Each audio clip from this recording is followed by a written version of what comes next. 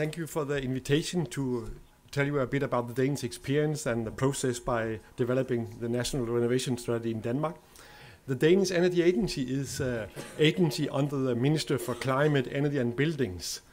And since when we got the new government in 2011, the responsibility for buildings was moved from the Minister of Economic Affairs to the Minister of Climate and Energy.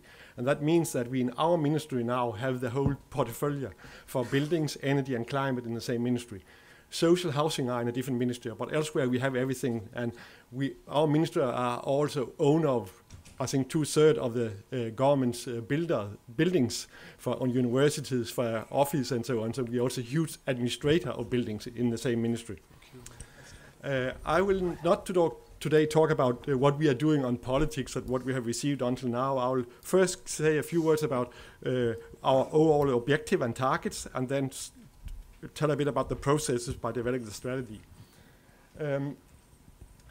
The Danish overall energy strategy or target for the energy sector is that we want our energy sector to be based on 100% renewable in 2050. That was a part of the new government's Our Future Energy Strategy, which were published in November 2011. And to receive that target, it's quite clear that we have to reduce energy demand dramatically by improving energy efficiency in all sectors. By improving energy efficiency, it's also about electrification for heating, electrification for transport, and so on. And the second important element is that we have to increase the use of renewable energy. And what we do today is a part of that strategy. The next step was that after this strategy was published, there was a new energy policy agreement in the Danish Parliament in March 2012. This agreement was between all parties except one small one. More than 95% of the members of the parliament was part of that agreement. The agreement included a lot of measures and action plan what to do until 2020. And if we, by the calculation is that this agreement will reduce, will have a huge impact. More than 35% of final energy will be renewable. Our EU target is 30%. We would have approximately 50% of our electricity consumption from wind.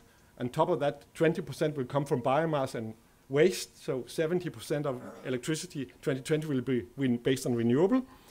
Primary energy consumption will be reduced by 7 to 8%, and that will reduce our greenhouse gas emissions by 34%. It was also part of that agreement published in March 2012 that the government should present a comprehensive strategy for energy renovation of the whole building stock before the end of 2030. So the developing of a renovation strategy in Denmark was a part of a national agreement which was set before the EED was adopted. So it's not only linked to the EED, it's also a part of a national strategy. And if you then say of the development of the strategy, it was decided in March 2012. The work started in the summer 2012 by deciding how to do it. And then you could say that we have worked in 2 phases. From September 2012, September 2012 until May 2013. We have the network process. I will present that in a moment. But we also have a lot of new studies and new analyses done. We had to build up knowledge. I will also present that bit. And then from June to December 2030, it's a work inside the government which has to prepare the final strategy, and it will be published in December 2030.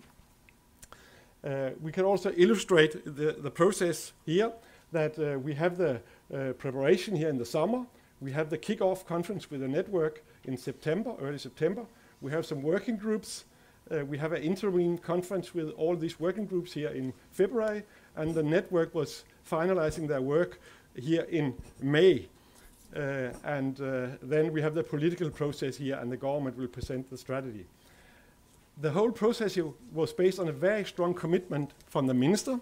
The minister was presenting the whole process here at the kick-off conference. He was there for the whole conference, and 45 organization was involved, representing all kinds of stakeholders, from building industry, NGOs, research institutions, and all kind of institutions was involved in that process. There was established 6 working groups, one looking on single-family houses, one on flats, one on public building, one on business building, one on finance and economic security, and one on innovation and green business. There was more than 200 participants involved in these 6 working groups under the processes. And when they, then the working groups come with their each report, and the 45 organizations afterwards, on the top of that, put all this together to a report with all their suggestions, which were presented to the minister in May 2012. And the interesting was that all 45 organizations was backing up on this report.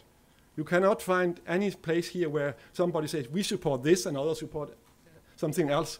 They find a way to agree on what to suggest for the government. We also had, at the same time as we had the network processes, we also had several new studies developed. One study was on the saving potential until 2050. It was a study looking on the existing building stock and how old are they, how old are the roofs, how old are the windows, and when would the windows or roofs anyway have to be replaced. So if we replace them on the natural circle with the best available technology, how much can we reduce consumption? So it's, we had studies on stronger energy efficiency requirement components. We have something on competitiveness and export. We have a very interesting study made on the relation between the certification or the labeling of the building and the market price. And we showed that was a very significant correlation.